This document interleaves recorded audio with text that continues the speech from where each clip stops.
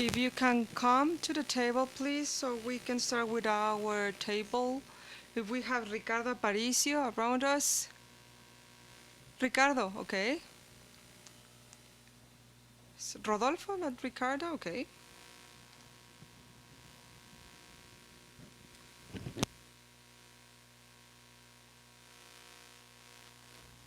Ricardo Aparicio, he's the Director General for Poverty Analysis of the CONEVAL, the National Board for the Evaluation of Social Development Policies. We also have Rodolfo de la Torre, a specialist of social development with equality from the Centro de Estudios Espinosa Yglesias in Mexico. And we also have here in this table Miguel Székely, Director of the Centro de Estudios Educativos y Sociales, or Social and Educational Studies Center here in Mexico.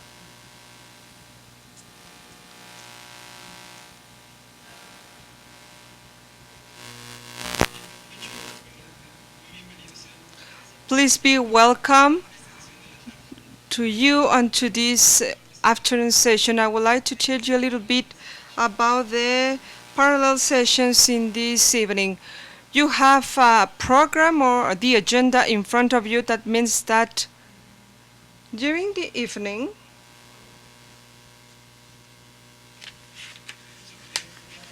we will have 4 parallel tables that will start at 4:30, ending at 6. The first table will be focused in the topic of social protection and elderly, persons with disabilities, and the youth. This is table or topic A. So if you see here, table A, in table A, or group A, will be working in Rosario Green Room, and that would be social protection and elderly, persons with disabilities, and the youth. That is Rosario Green Room. This is getting out of this room, the first one to the right. Group B would be discussing social protection and natural disasters. And this will be in the Paula Alegría. This is just going along the hall. Room C will be discussing social protection and employment creation, and that is in Francisco y Madero room. This is getting out of this room at the end of the hall or the aisle, and group D will be discussing social protection and childhood.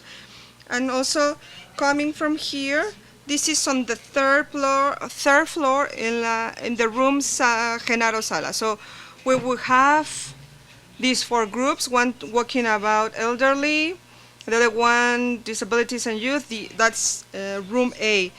Room B, social protection and natural disasters. Group or room C, social protection and employment creation. And group or room D will be discussing social protection and childhood.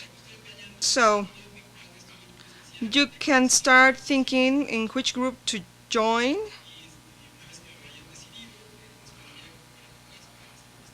Once you have decided, please go in the tables that are at the back of the room, so you can register in each of the rooms that you have selected. We have 15 places per room, so please don't be left aside. I hope you can be in one of the rooms.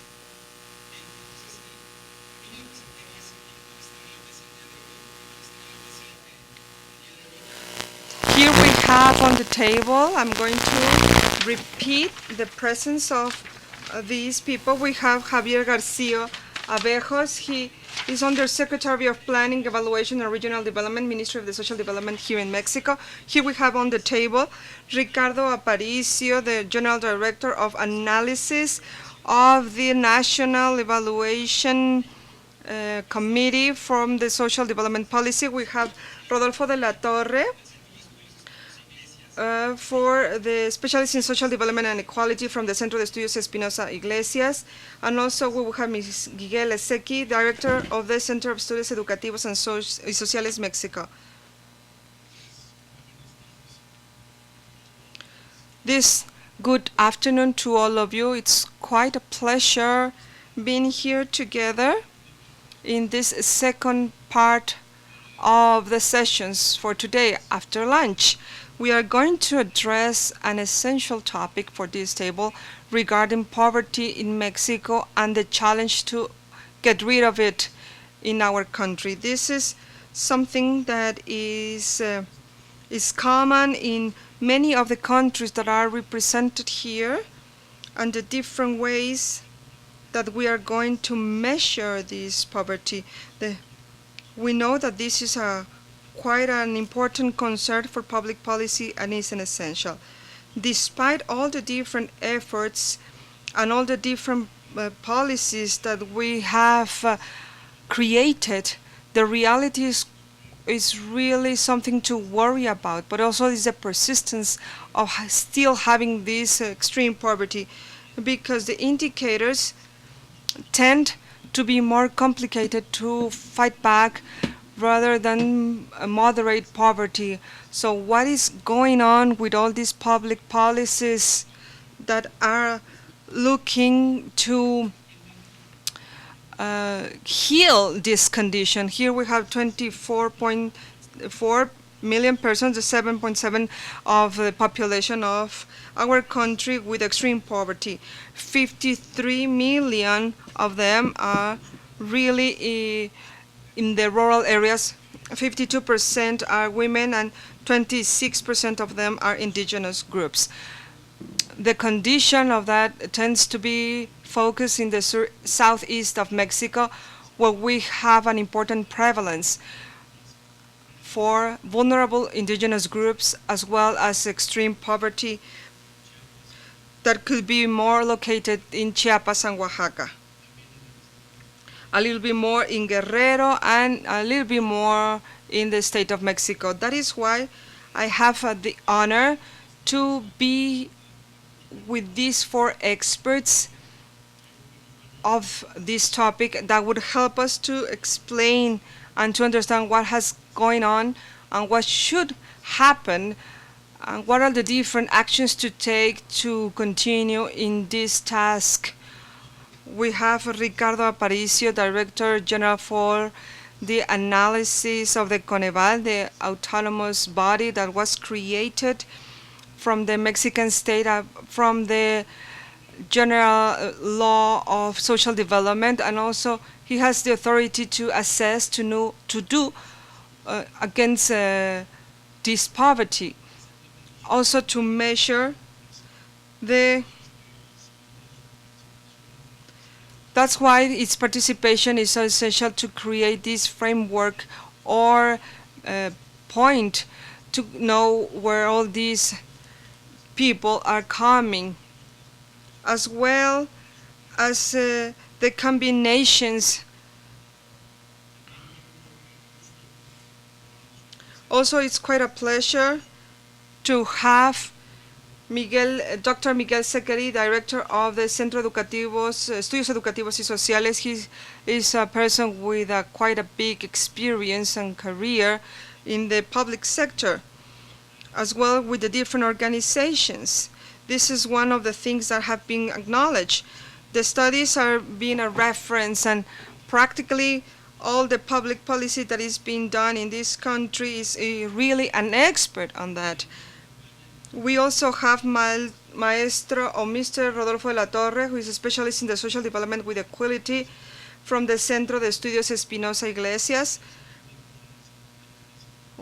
He's one of the most important authorities when talking about poverty and creating all these benchmarks, as well as different studies. He has been able to build these public policies permanently.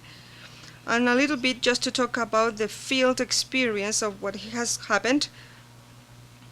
I have the pleasure to have Javier Gutiérrez Casas, who is the national coordinator of the PROSPERA program, which is the the main pillar of the social policy here in Mexico. So with the experience of what's going on the field and in Prospera, we can have a little more idea on how Prospera has evolved to address the people in extreme poverty. Without any further ado, I would like to have a dynamic session, so maybe we could have some time to perform or questions from the public. So as long as we have discussed, I would like to pass the floor to Dr. Ricardo Aparicio Jiménez, who is the one for giving us a better overview of what is going on in our country from the CONEVAL perspective. Thank you very much. Thank you very much, Javier. It's quite a pleasure being here. I would like to share with you some thoughts according to the diagnosis and the different assessments performed in the CONEVAL. And I think one of them is to start from the organizational framework and the structure under this answer is being thought about, particularly for extreme poverty, once the law has been passed and put in effect. So it's a structure where we are going to use for building these social policies in the country to the federal government and to the different other levels of the government. So basically everything that is behind this vision, which Mexico has the opportunity and honor of participating. This is Mexico's vision where there is no poverty. At a certain moment, we are just thinking in a Mexico where poverty has been eliminated. Well, when you see the content of what the vision and the concept of poverty is stating, we can see that on one side, we need to consider the economic capabilities of the families. We want that families and people at the different households have enough income to meet the needs, basic needs. But at the same time, we would like to have some elements that independently from the economic capabilities, they can also meet some other needs universally, linked to a group of essential elements of human rights in the social aspects, such as education, health, social security, housing, and food. In addition, we have an essential element so we can measure and to set into operations that could be boosted from the public policies, and that is with a social sense, particularly that are relevant in the country. So by having all these framework as a reference, we would like to share with you a second thought. The second thought is related to what have we achieved from setting this law in 2004. We need to recognize that the policy that is focused in reducing extreme poverty, in addressing the needs that is with all these people that are living poverty has already gotten some fruits or results. How can we witness that? Oh, I'm not going to say any figure or anything like that, because you can find them in any page or web page. But in most of the federative entities, there's been some progress. Despite all this progress, and especially all the different measures of poverty except income, that I will discuss later on, the social policy has got some fruits or results, very important results, very important progress, and that is related to the different strategies as well as the allocation of budget to fight that problem. On the other side, we cannot stop recognizing the different challenges.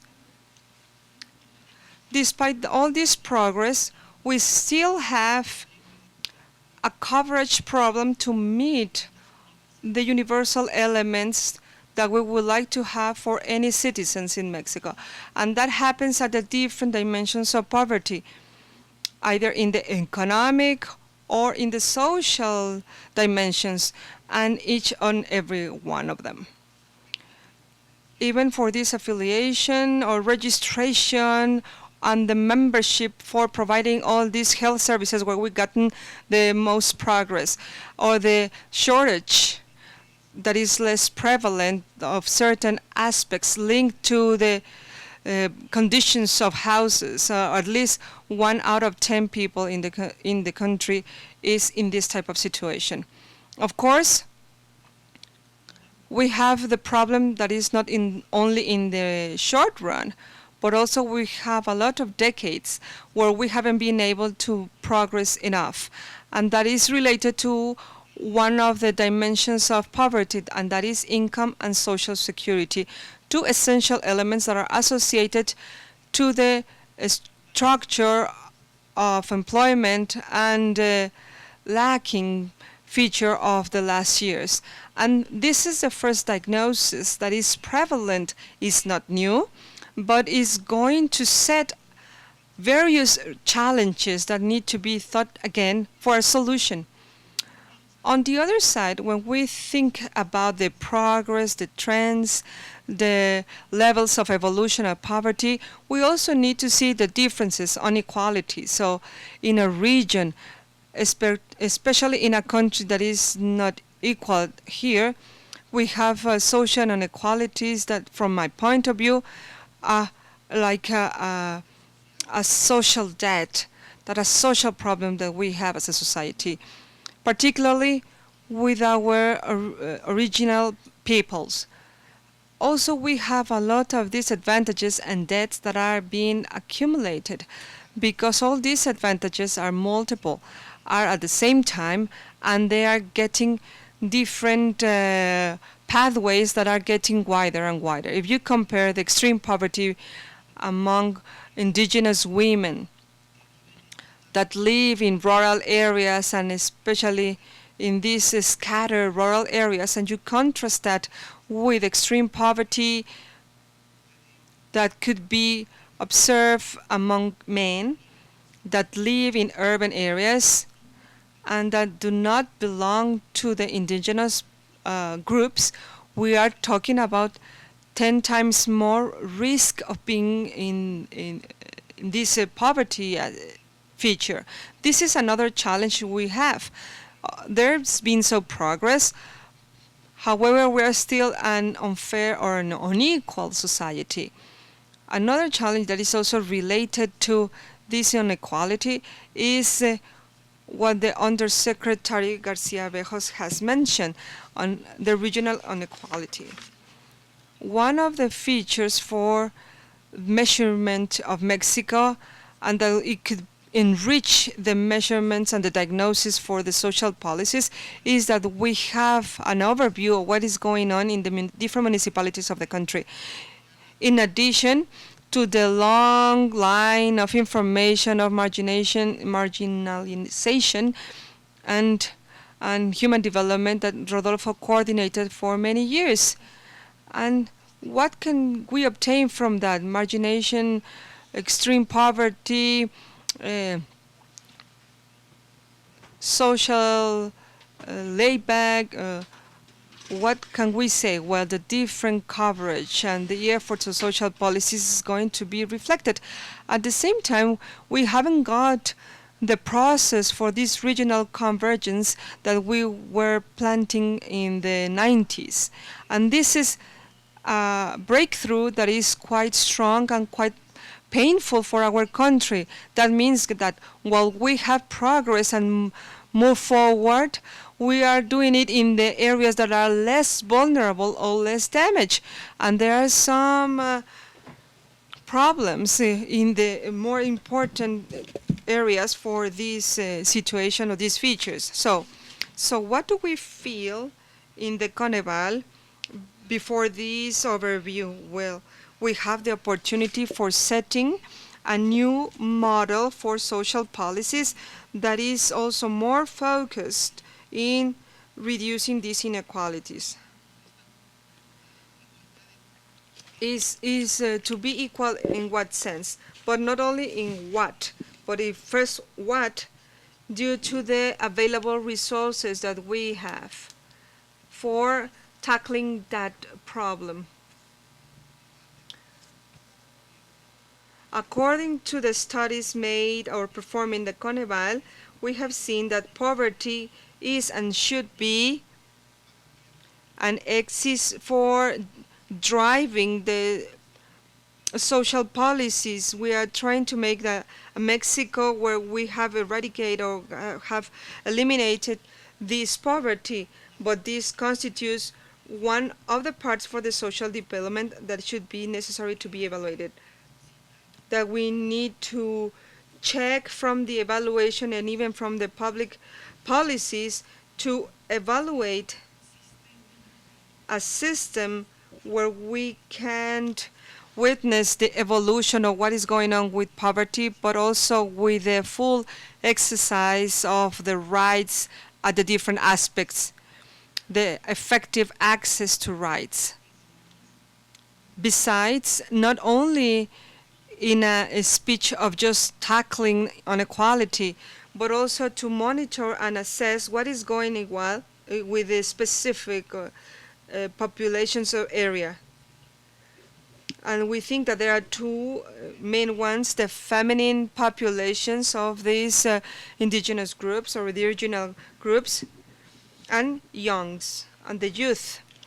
It is also related to the access of social security as well as the different conditions for employment once they are getting into the labor market. And the last thought that I would like to share with all of you is, by looking the high level of shortage of coverage for this country, we think that it's necessary to rethink things over, to rethink the protection system and try to have a social protection system in a society that is aging in a very rapid pace, that very difficult. All these labor market trends make us all the suggestion to have a universal coverage through the model that we have implemented since the beginning of the National Institutes of Security for looking this universal social protection system, and also that is not rooted to the market or the labor market conditions. This is one of the thoughts, some of the thoughts that we have shared and that we have said, that of course they are documented in a less colloquial way, in a more formal way in the assessment report for these policies, and of course and the different poverty measurements. But those are a lot of figures. Thank you very much. Thank you, Ricardo, for these first thoughts that provides an introduction vision for the diagnostics of extreme poverty, particularly from the full exercise of social rights of the people. Quite often, when we perform all these diagnoses, we try to make a difference of what is extreme poverty and what is moderate poverty. I think we have an analysis and we know clearly where located. But I think it's gotten a lot of efforts to build public policies that are different to address the dimension of each of the problems. Sometimes I explain this with an example that I don't like to use too much, but when a person is being diagnosed with cancer, there are different levels of seriousness, and there are different diagnoses and different treatments, and it seems that the public policy is applicable at the same time at all levels. With the same tools, we address the extreme poor and the moderate poor. And maybe one of the causes of this persistence is that we haven't finished designing these areas for getting rid of the extreme poverty. In that sense, I would like to ask Dr. Székely, who, in addition of innovating this model, and he has also been awarded and is an expert in this topic. So how far are we from getting all these public policies that today we have a very clear diagnosis, and maybe these policies could help us to use better tools for fighting back this poverty? Why we haven't looked for a stronger effort for making that differentiation in the public policies, and especially the policies that is related for tackling the poverty of the most vulnerable groups? Thank you very much. Good afternoon. First of all, I would like to thank the invitation to this event. I'm very pleased of being here. Thank you very much for that introduction, Javier. And I think this is an essential question that is going to capture many of the elements that are being discussed in many of the Latin American countries, and especially here in Mexico.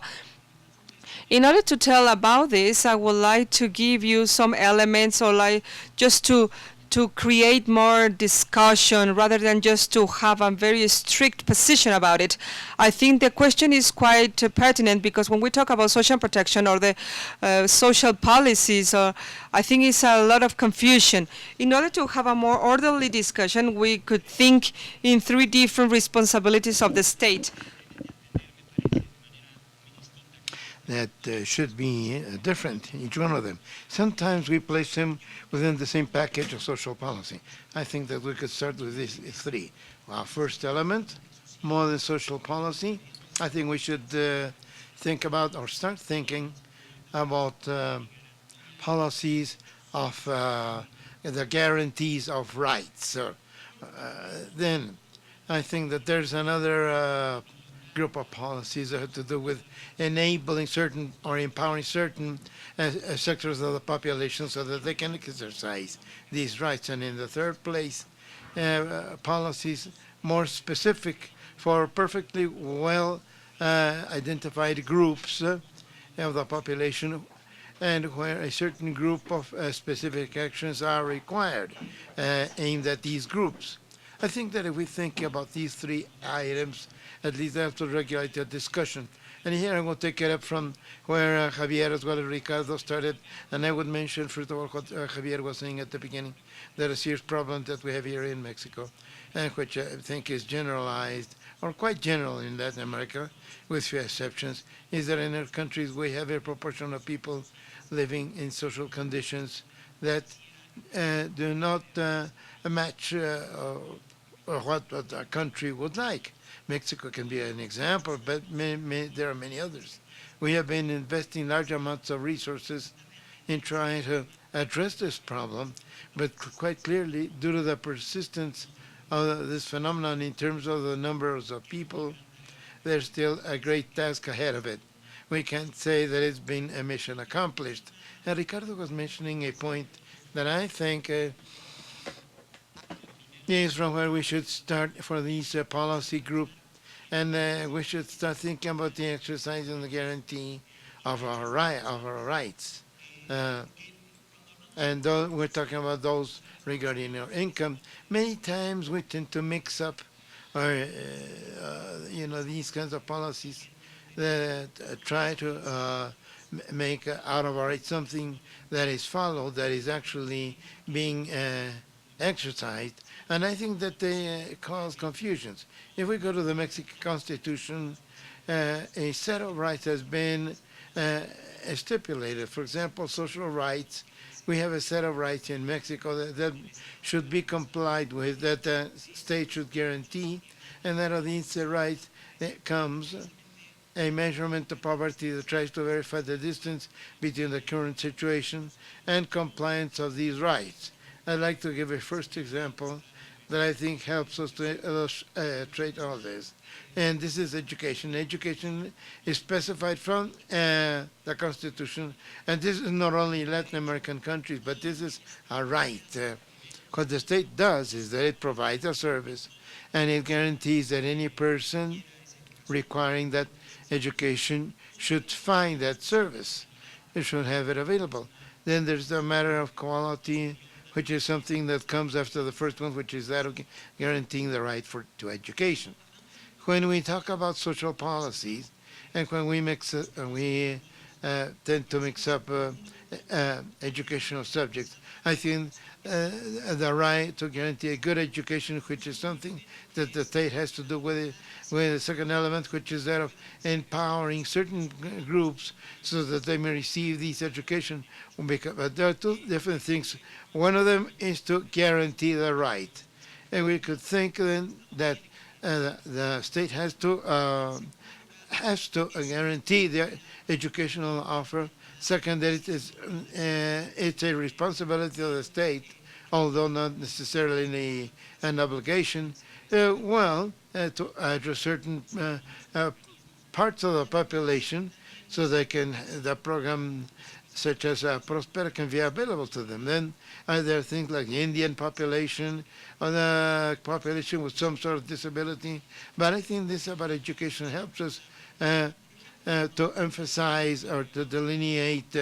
But now that we're going to have a change of government in a couple of months here in Mexico, the responsibility is quite clear.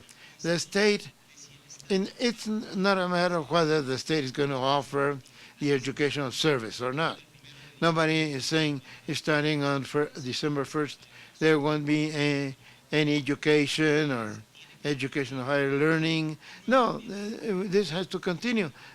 Of course, the new government might provide a new focus, the government's intent to address education problems, but then there's the intent.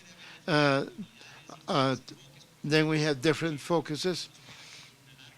The PROSPERA program has a path that it has been available to people with low income, and one might make modifications to this program, but this is altogether different from the right, so which feel guaranteed. But then we have specific groups where there may be,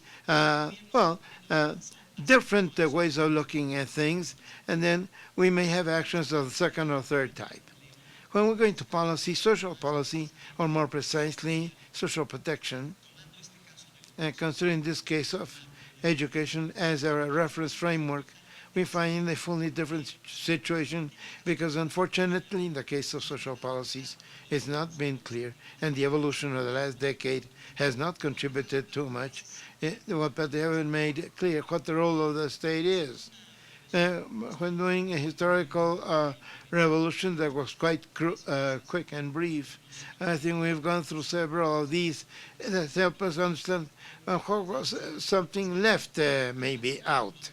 Well, in Latin American countries and Mexico, of course, follow a model where access to certain mechanisms of social protection were linked to having a job, access to health, access to a pension, and this had a certain logic, such as that followed by European countries, where if somebody gets into the formal sector, there's not too much of a difference between the social protection mechanisms that the population is entitled to, as compared to another model, which is the state of welfare of all advanced countries that did not prepare the link between, we're going to the PPS part now.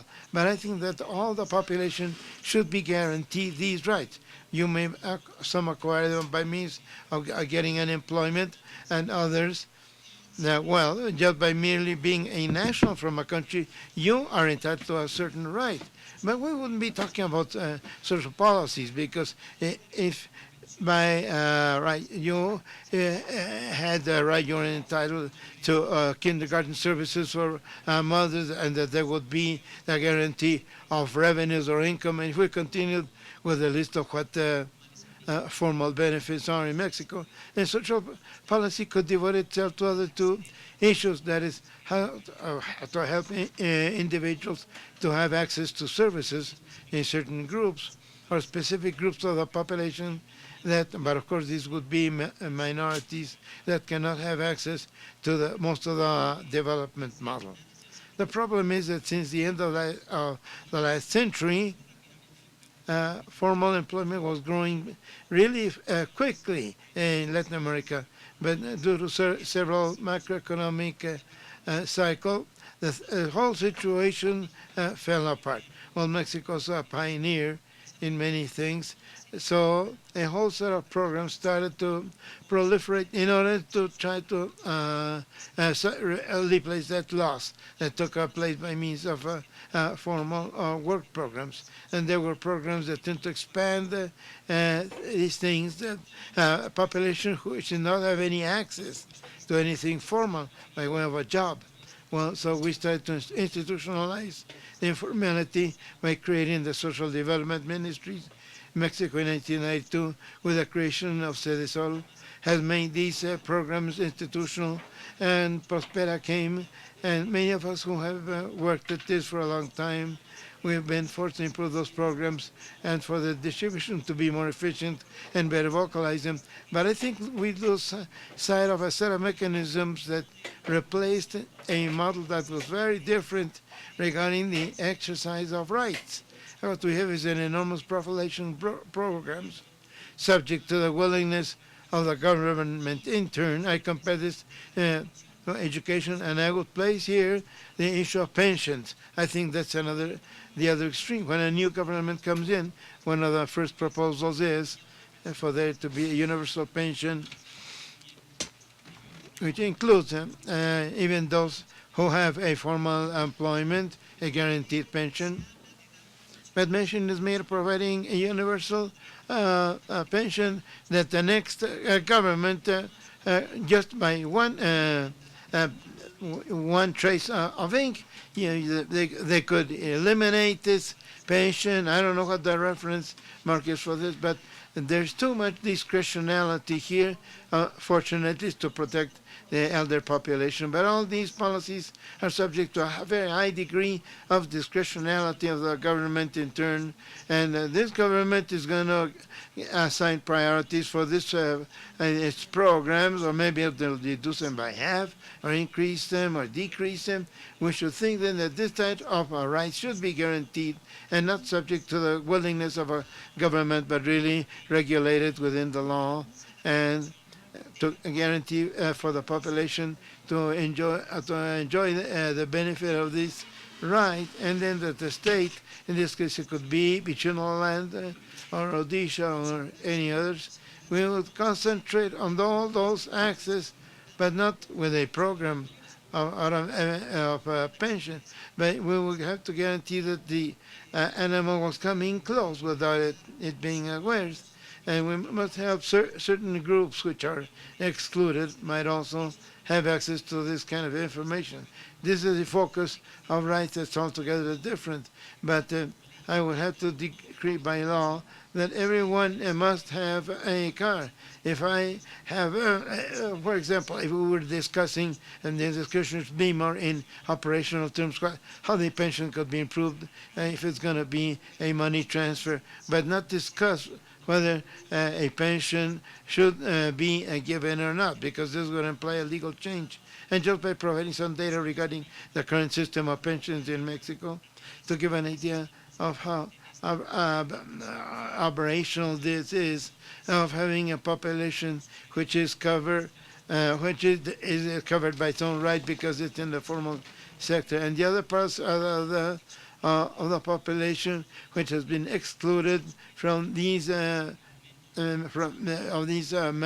members, and then it depends on the willingness of the government and the priority that it wishes to grant these subjects, to take care of these populations.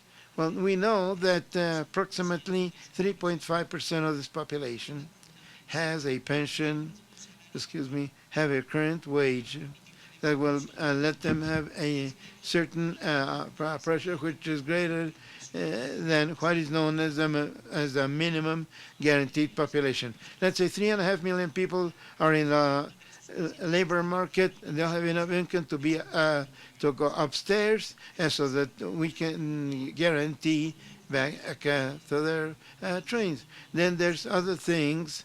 That, for example, there are 5 million people that are going to have the minimum guaranteed pension. This is given to people that contributed a certain number of pictures, but that not reach a minimum population. Everyone And you will have there's the difference between the subsidy and the real value.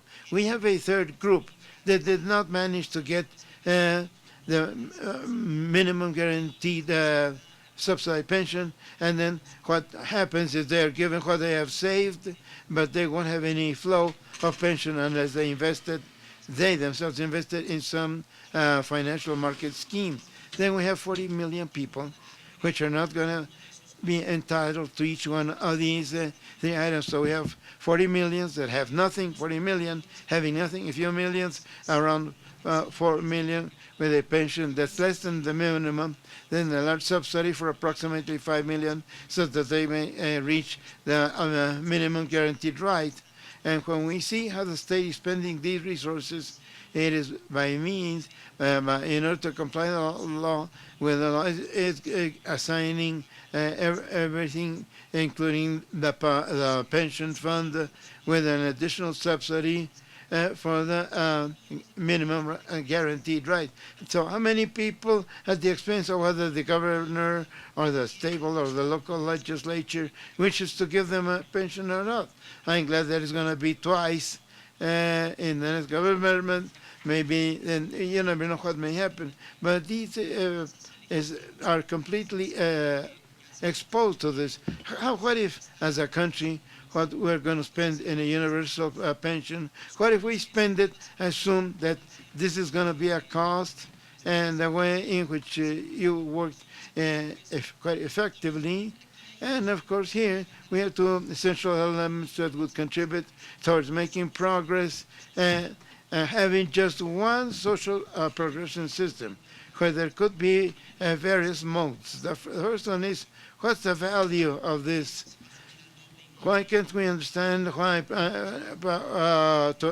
half, why not reduce it by half or by 3 times or anything? For example, CONEVAL has made various calculations about what would be the income that an elder adult should have in order not to be in extreme poverty, and that would be one criterion. Okay, the amount is such, but it becomes to a certain logic, and if that amount is established as a version, and we verify the minimum wage concerned, then, and this is once again another proposal for your discussion, for all of those who work in this minimum organized, it would be somewhat more indicative, because they would give these 40% something when they were not getting anything, and those that are not getting the pension, they are getting a subsidy. The first thing we need to have then is something linked to the CURP, where we had all the population of Mexico, which has this different categories.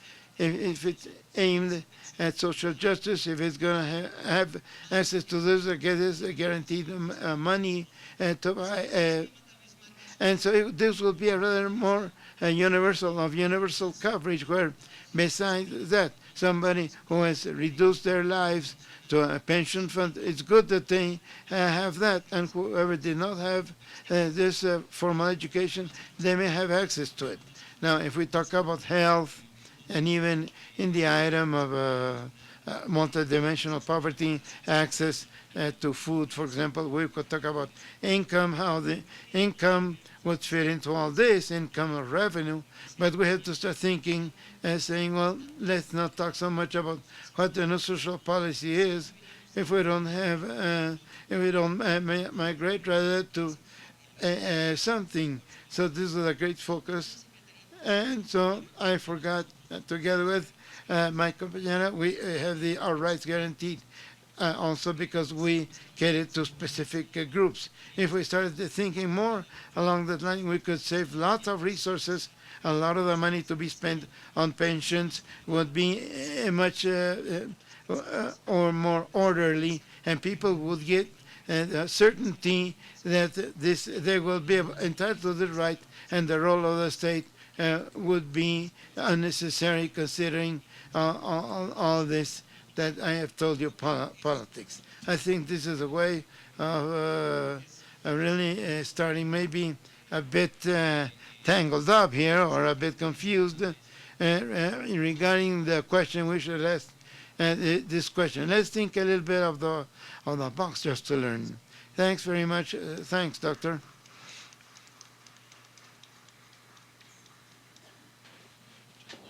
And now, listening to your words, it came to my mind, you know what, in the field and going to visit the citizens that are using the social well, who avail themselves of these programs.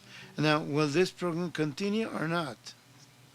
Will I continue to have this right? Are you going to cancel the program? What are you going to do? And that makes me think about this policy of all these rights, because even though we don't admit constitutional rights, the tools in order to empower the citizen and the public policies that cause this government to cause rather one way and not having as duplicated. I think that this vision is essential in order to give a degree of specialization, the best fight against the poverty. Then what leads me to make a comment here, in order to introduce Master Rodolfo de la Torre, is a moment ago, back in the morning, I guess, it was said that we have 6,400 social programs. That's the inventory that we have, more or less, and out of which there are municipal governments that work. They grant, for example, the special dress for girls who are going to become 15 years old, and that they have a right to a party. But then what a municipality considers, which is social policy, there are certain aspects which are not considered. But when we talk about extreme poverty, it's because there's a scatter or a dispersion of the population. We have problems in order to have access to certain sites, and these sites are isolated from the rest of the country. So obviously it's a situation that's much more complicated. That leads me to tell you, I must say, we have people who are expert in the social aspect. Now, what should local governments do in order to enhance, beyond the coordination, in order to bring to fight against extreme poverty, but in a harmonic way? Because all the efforts we're undertaking are those of national governments, but I think that sometimes we should review what's being done in the first cell, where a citizen finds himself, which is the municipality, the delegation, or whatever. Why is this license in these extreme communities, which are isolated, dispersed, and quite complex? They should consider another type of policy in order to follow such governments so as to generate less social mobility. This is the end of the meeting, of course.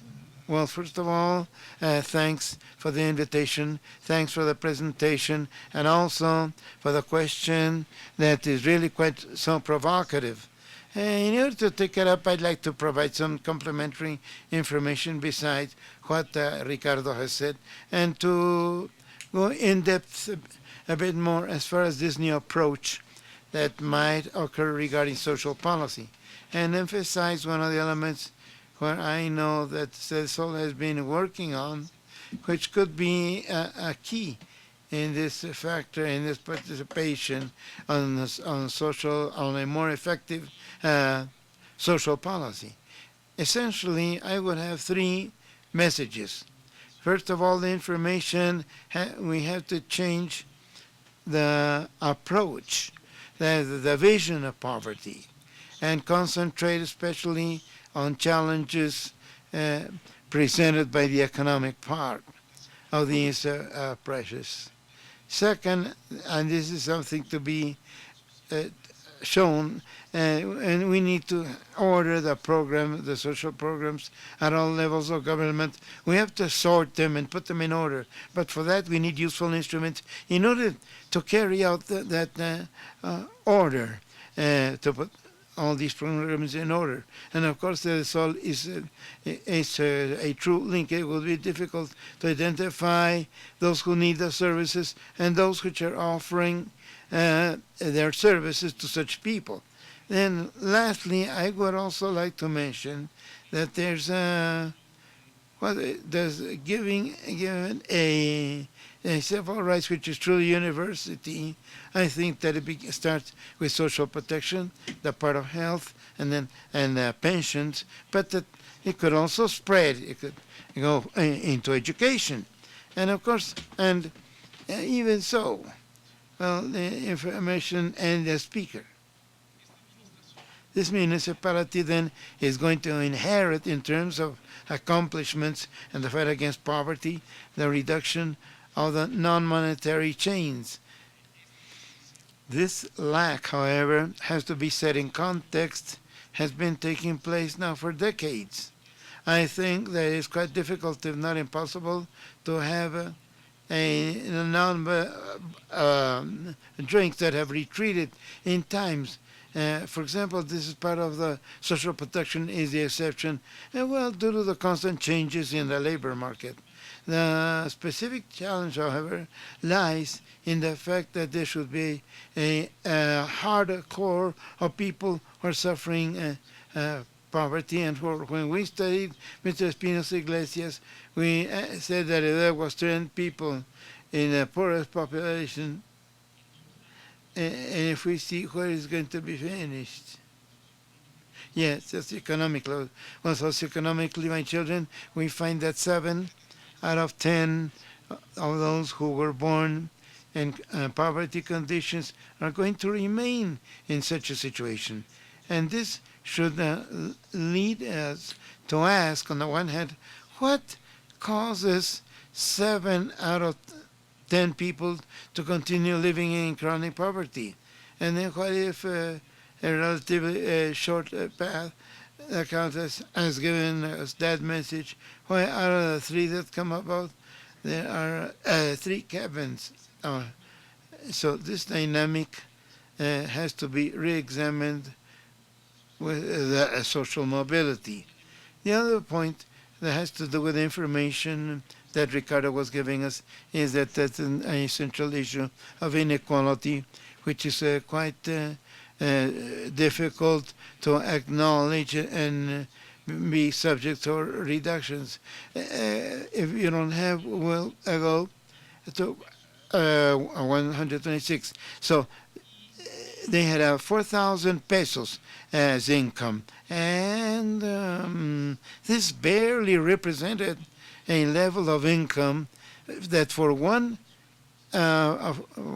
family, a 4-member family, really this was only enough for them to live in poverty. That by 2016, at constant prices, that income went down to 3,200 pesos. So we have 25 years when there's a decline in their income, and this can be attributed to economic conditions and quite specifically the conditions of the labor market.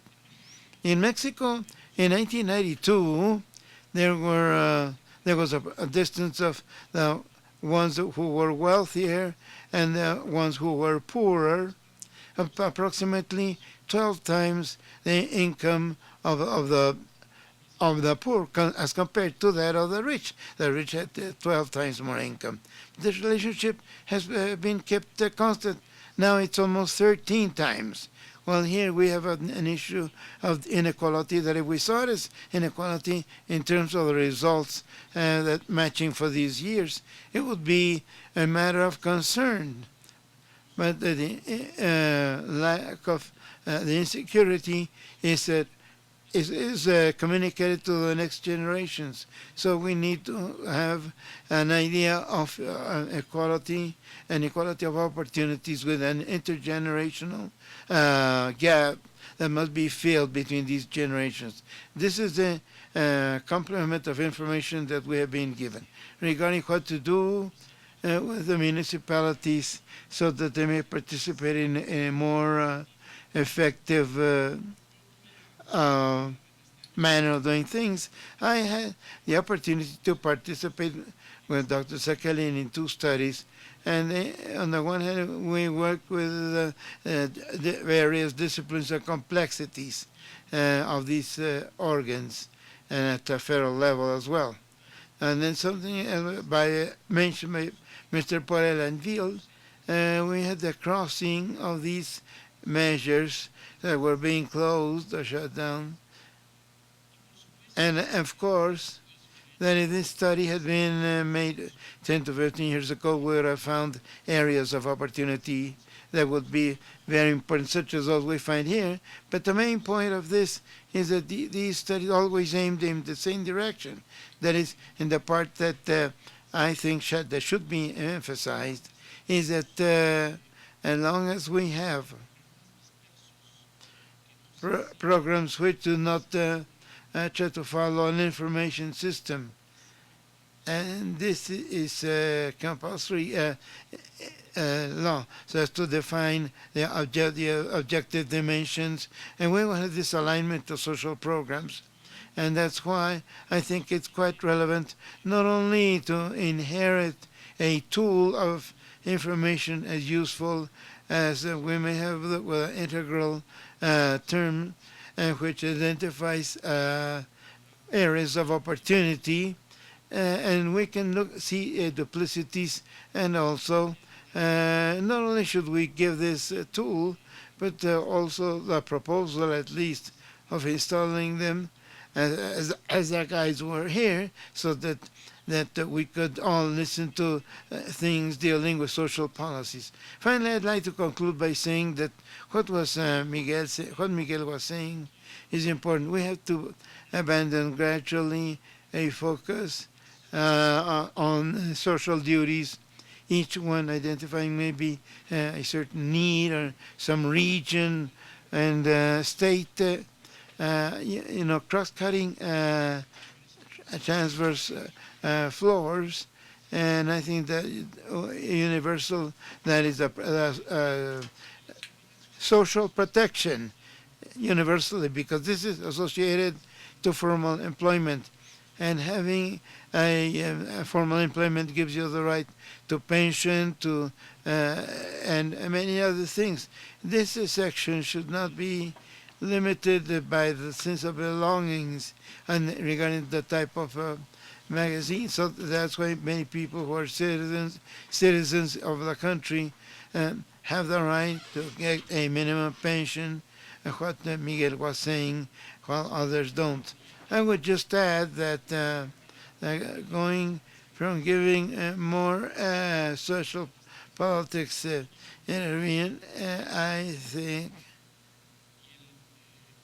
the estimate that we have made is that approximately 5 points of the GDP are required to finance this, but out of these, there are already 2.6 points of this GDP in the expenses made on health institutions, which are scattered, fragmented, and notwithstanding the rights of the populations. So we do need to make a tax effort out of these 3.4 points of the GDP, but we need to reorganize the health system and provide this portability of rights, and it all goes through information system in the health system. There was something equivalent to integral social protection system, that is detection, since from the moment a person goes into our health system up to when they go back, a system that will allow for several institutions to work together,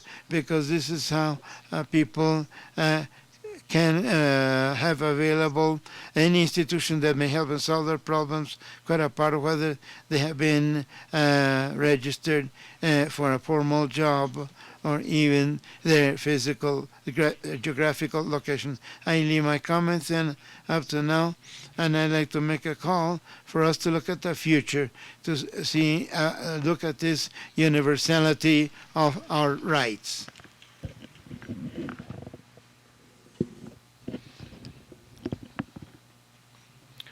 I think it's been quite relevant to listen an essential concept for this comprehensive system for the information that is called in Spanish CC, that has been almost for 4 years in our country, nowadays an avant-garde tool. There's no doubt that it will be quite decisive in the future to prevent errors in the public policy alignment. I think that CC could also be essential, so multiple stakeholders, the municipal and state governments, can also focus their public policies and to guarantee that each peso that is being spent in the social policy can also reach the beneficiary, the proper beneficiary. I think this information can also give us some reflection for the use of technology after the participation of all the speakers. Technology should be one of the most powerful tools for eradicating extreme poverty. In Mexico from 2014 and 2016, according to the CONEVAL data, left extreme poverty 2 million people. This is the first time that extreme poverty and moderate poverty is being reduced. 4.5 million people stop being poor or vulnerables due to all these shortages. The most important thing about or beyond number, because this is quite a dramatic reduction to have this extreme poverty, the 20% of the population, and they are a fifth part getting out of this condition. If we just study perfectly who were the ones living this condition, we can see that there is a prevalence of an important word that is social mobility, or important phrase, social mobility in our country. First of all, employment. There has been an expansion of jobs to encourage all these changes and progress. And something that is linked to the motion or mobility of all these people that have left back this poverty, and those are the beneficiaries of PROSPERA program. This program is almost 23 years old, and yesterday in the field visit we were able to listen with all these women, and many of them were expressing how their households have changed through this program, and the intergeneration chain of poverty is breaking when we have this powerful component that has more than 6 million children and young people got a scholarship, when they have a new generation of Mexicans for ending or finishing different levels of studies. With this, my dear Jaime, I would like to ask you, what is going on? What is PROSPERA program doing with all the different modifications that have been essential in the last years to create this type of results, or especially for fighting back all this extreme poverty?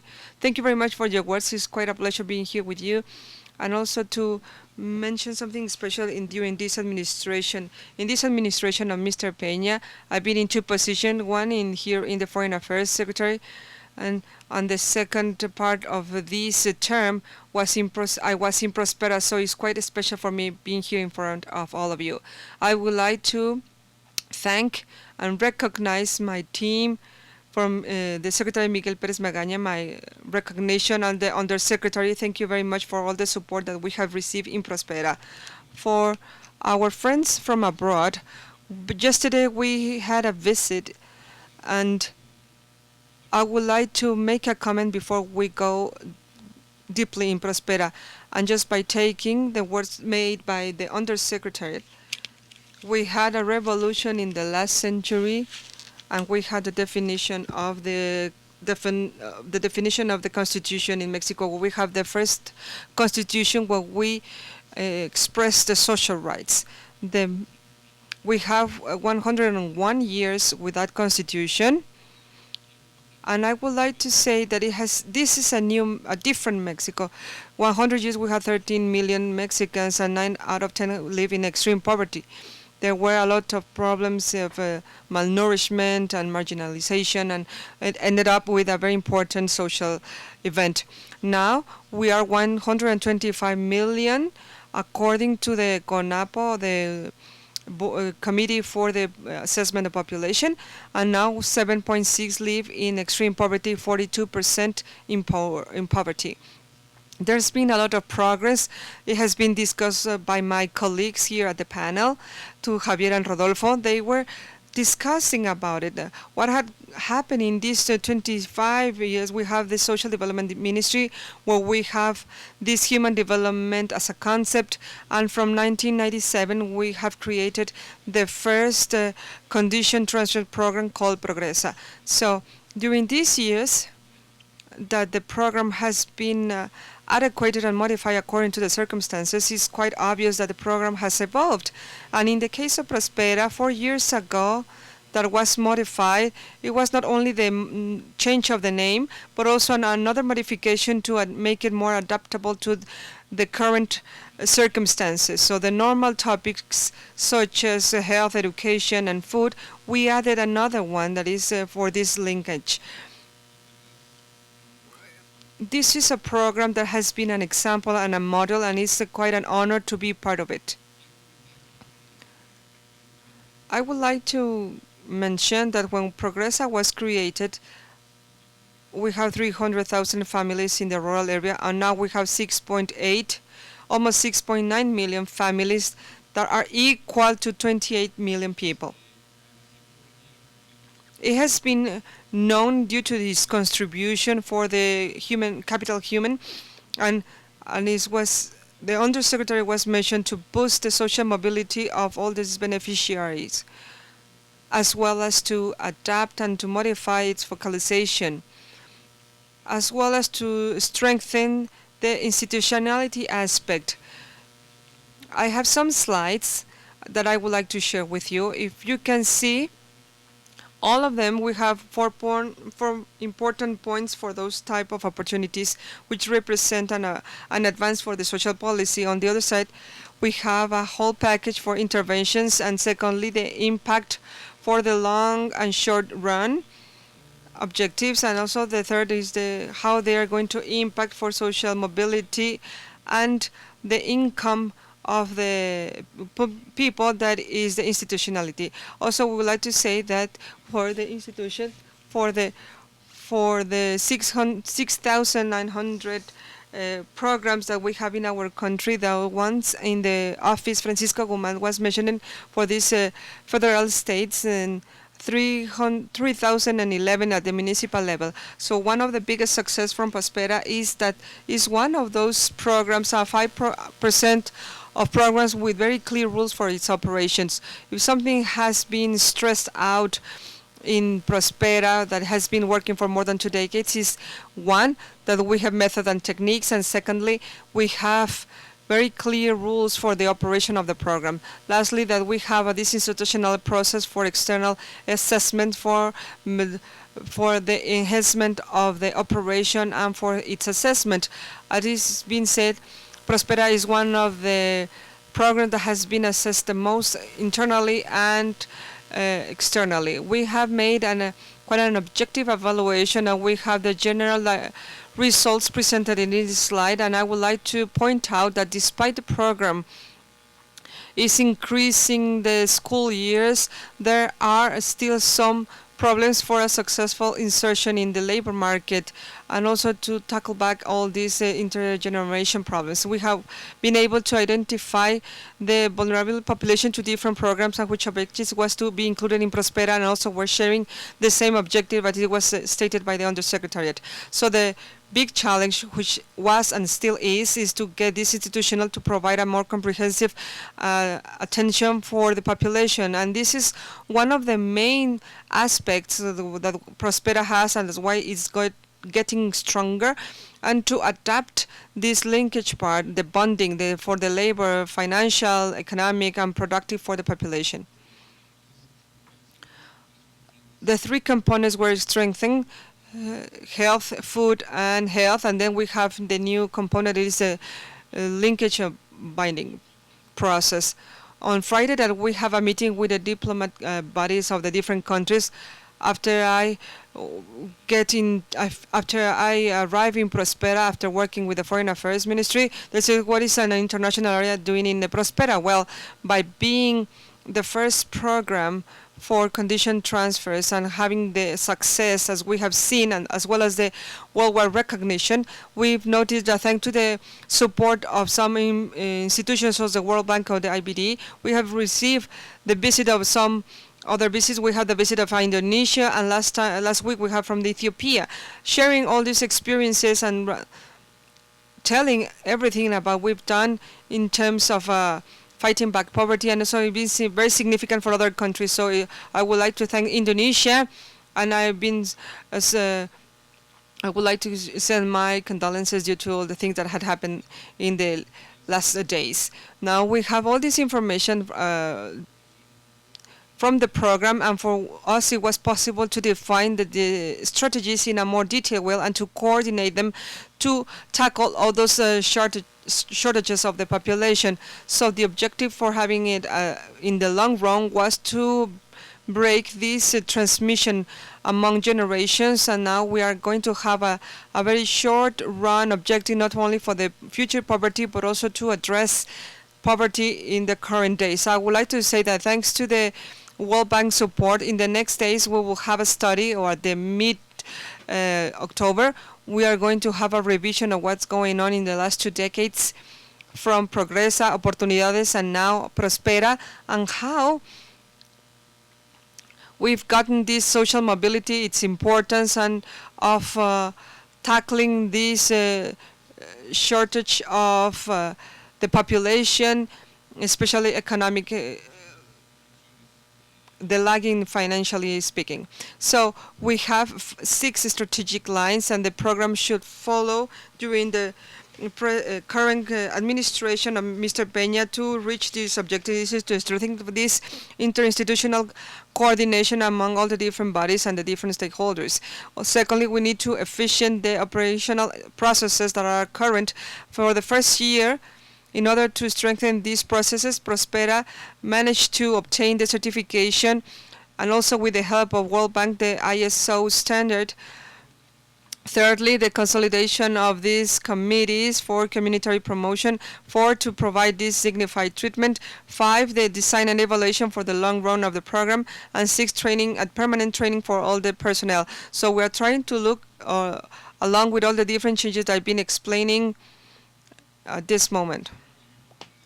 The best way to present the idea behind Prospera is to have this complete vision, or the overview, as a platform where we are able to identify in a universe of more than 28 million of Mexicans to see what is the situation, socially speaking, and what is the type of help they need. This is possible since the broadened coverage for this program, the presence of more than 2,800 municipalities in the countries, in the different localities that we participate in, the 32 entities that we are participating, and through the existence of these institutional spaces for the coordination among the different sectors and in different institutions, as well as with the information that we have all this population that had been attended and the ones that haven't. In the current administration, we've got some different activities in terms of coordination, and the Undersecretary has mentioned it. You have seen it in the head of the office with the INEA. This morning, what we have reached with a goal of more than 1 million and that have finished elementary and junior high studies, and also we have gotten some objectives in the housing sector and different benefits to the population. I would also like to mention that in the next slide, as you can see on the board, the result of all these actions between 2012 and 2016, we managed to obtain different progress and in terms of these different needs of the populations. Also, we have an 9.8% reduction in housing, 7.6 percentage points. In the case of health services, we managed to reduce 7.2%, and the social access has also gotten a reduction of 4.5 in the social gap. The quality for housing, 3.6%. So if we can see in this chart, the progress are important in the long run, and everything that we've done during Mr. Peña administration as well as Miguel Pérez Magaña is also reflected in this work of the Sede Sol Prospera team. But we not only make progress in these social needs, I will also mention all these original components of the programs were not only kept but also strengthened, and the objective at the long run was obtained. The question was if the program reached or the objectives were current. So after 2 decades, we can provide a more complete answer to this question, and some researchers have taken an initiative. The most important thing is stated in the slide, and I would like to mention that these studies that are presented here were very positive for the program and in the measurement in the long term, as Miguel has said, in terms of the schools. And from Prospera, we are about to conclude this study in the long run. We are in the everything that we have happened in the since 1997. In the next weeks, we hope we can contribute more to this question if these objectives were met or not. I think it's quite obvious after everything that has been said during this roundtable that Prospera has been the core or the axis, not only from this government, from the last administrations, and it has met successfully with these programs and these objectives. So we had the opportunity to meet the Undersecretary of the new team, and we've been working with them. And I also took the opportunity, and my work here is the Sede Sol is the one that is creating these public policies. I'm just executing them, but in terms of the execution, it's also very important for the new government to understand what are we doing and what have we done in order to keep going in the same direction and to strengthen that policy. So I would like to leave it here and then move on to the Q&A section.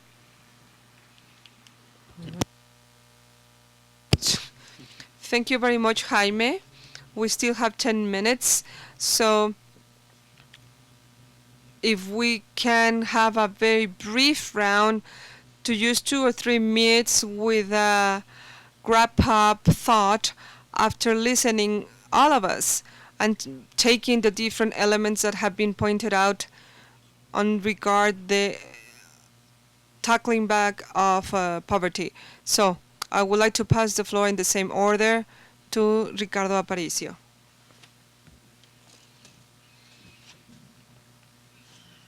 Two elements, and briefly.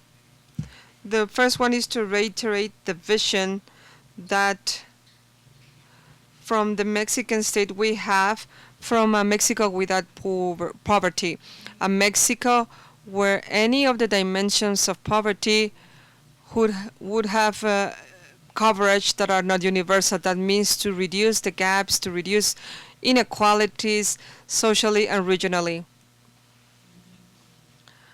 A second element, these thoughts that have been shared by Jaime, Miguel, and Rodolfo in terms of the needs of moving from policies that is centered to those who are the ones that need the most of it, to a scheme that is thought in guaranteeing the rights and to set the different operational challenges as well as budgetary challenges implied in it. Okay, Dr. Székely, just quickly, I think in all of these discussions, the future of social policy, where are we heading to here in Mexico, an important point is the use of this social policy, and this is playing against moving towards meeting all the rights system, because meeting all the rights is not because of the governor, is the state, and the state needs to meet with it. And one example of that is that we haven't seen, at least I haven't seen on TV or in the newspaper, a governor or a politician delivering someone else that is getting their retirement the certification of the retirement, because we cannot see that because it's not due to the political charge. Is just the right of that people or that person. So I think the universal coverage for the elderly in the current scheme is still like sponsorship from the government, but how it is going to be given makes the difference. If we want to evolve that, if we want to do that, and is going to become a right, and of course it's going to be capitalized by the one who's doing it, because it's going to be a huge change. But from that point on, you won't see nobody delivering the certificate of being an elder person. So as Rodolfo was saying, if we would translate that into the health department or housing conditions or the rights written in the Mexican laws, we can have a huge difference to reduce that scattering actions that we have discussed, and it will also help to efficient all these budgets, and also we are going to give up the different resources of us as a charity of the person that is in the government at that time, which implies giving up the political capital that is at that moment. So we have a huge change, huge implications. Otherwise, we are going to keep getting all these programs, and we will have not only 6,000 but 10,000 programs or more. I think regarding the programs, I would like to be very respectful for that presentation. I don't think it's only Mexico, but in Latin America, we're talking about the programs, a huge achievement that we managed to cover. I'm not talking about this current case. I've participated in a government when the objective was to reach 5 million families, and the next one is 6 million, and I think it's a confusion of the reality, because the programs are to address a problem, and the fact of reaching 6 or 7 or 8 is very serious, because there are more people needing this type of attention.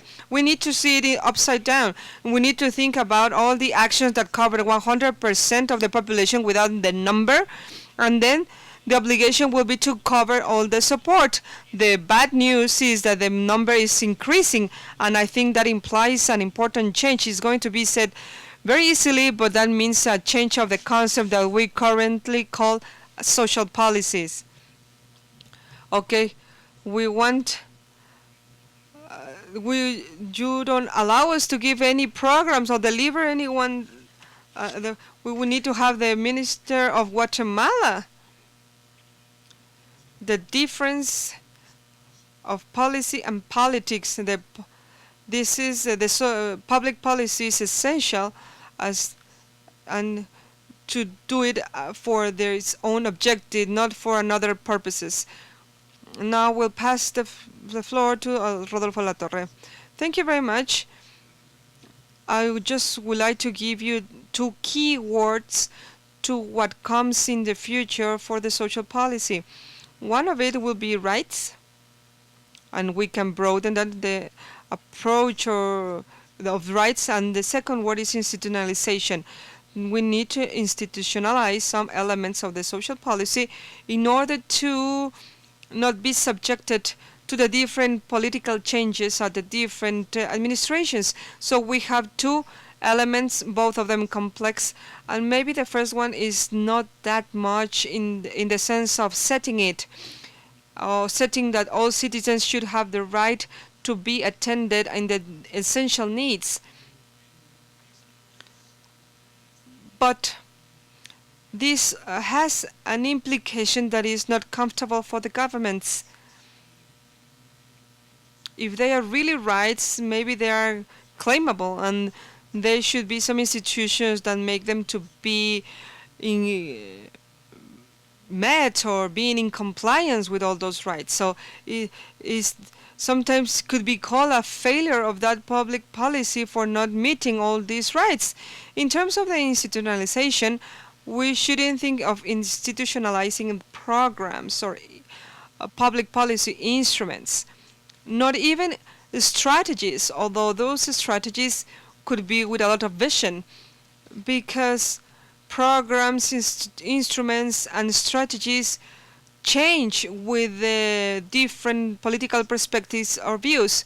However, there should be a set of essential rules and criteria for attending the population, and should be as well a series of rules or laws or even constitutional concepts. One of those elements for the institutionalization is the use of evidence information to guide or to drive public policy.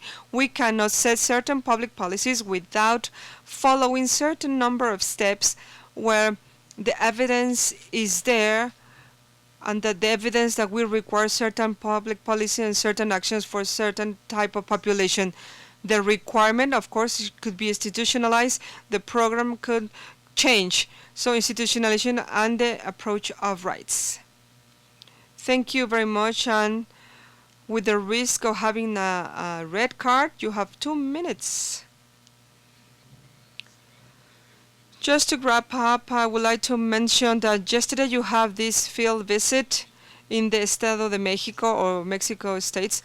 And one of the things when you were asking in the beneficiary women's how many of you had the opportunity for your grandparents for getting a bachelor's degree, of how many of your parents have studied this bachelor's degree, or when we just how many of you have studied at this bachelor's. Just in a bigger group you can have 5, 3 or 4 women, but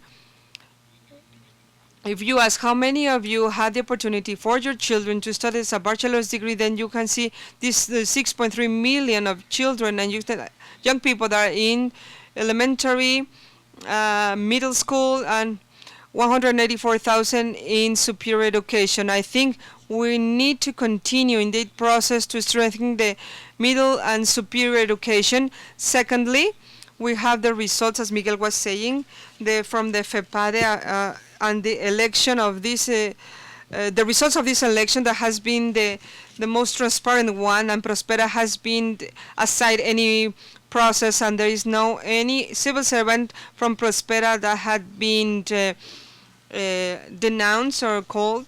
And we also have provided a program. We didn't provide the support during the election period, and we have more than 6,000 programs, and by being the one that is more common, everybody can set that label to it.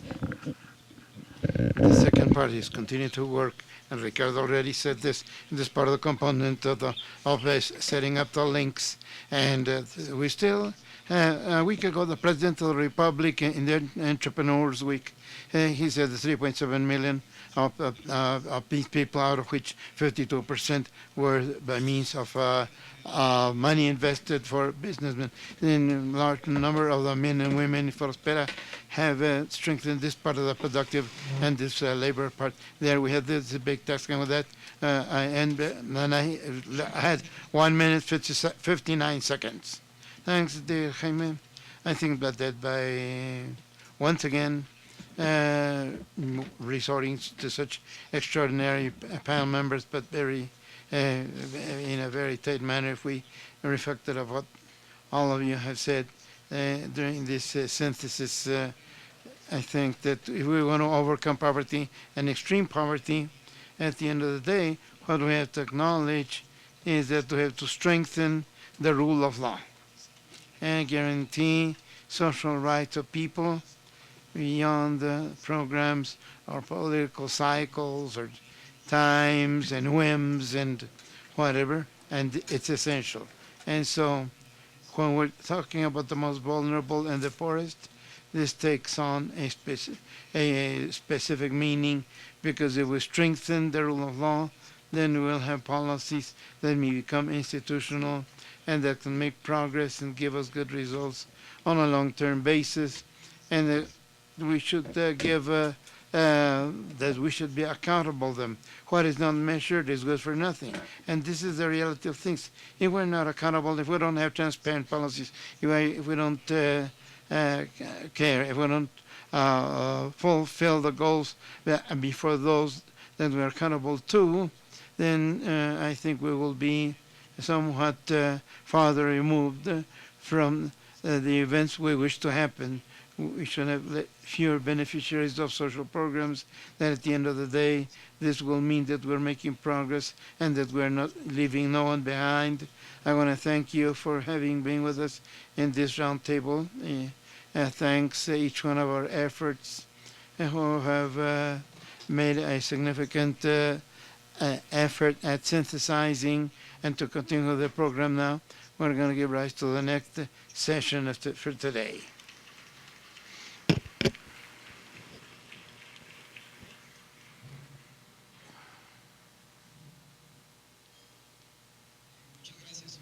Well, thanks very much. Thanks for our panel members. I remind you that there are 4 groups where you may participate, and you have the programs.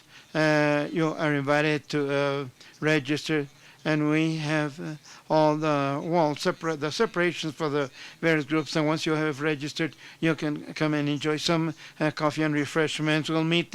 Se les ruega que intercambien los radios por otros radios, ya que van a estar a frecuencias distintas. Entonces, por favor, cambien sus radios por otros radios para que estén a la frecuencia.